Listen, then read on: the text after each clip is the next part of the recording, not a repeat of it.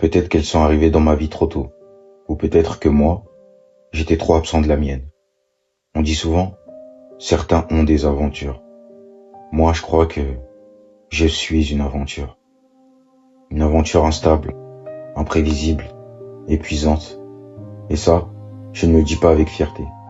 J'ai mis de la distance, j'ai mis de la pudeur, j'ai mis du contrôle. En grandissant, j'ai compris que l'amour ne suffit pas.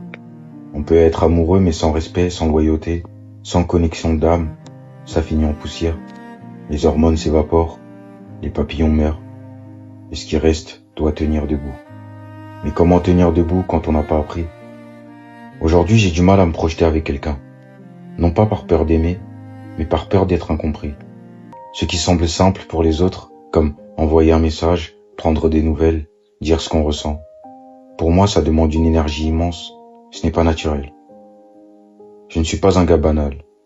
Je ne veux pas juste une maison, une routine, un CDI, une vie tranquille. J'ai la maladie des grandeurs, j'ai des rêves énormes, une vie palpitante, dangereuse, ambitieuse. Il faudrait une personne qui comprenne mon âme, pas seulement mes efforts. Une personne qui entende mes silences, autant que mes mots. Une personne qui sache lire ce que je ne sais dire. Une personne qui respecte mes rêves et mes passions. Un jour peut-être, j'aimerais vraiment. À la folie, passionnément, justement. Mais pour l'instant, j'ai aimé, mal et en décalé. Comme quelqu'un qui apprend à parler un langage qui n'a jamais été le sien. Très tôt, j'ai confondu amour et attachement. Je me suis souvent dit, peut-être qu'avec le temps, mon cœur finira par aimer.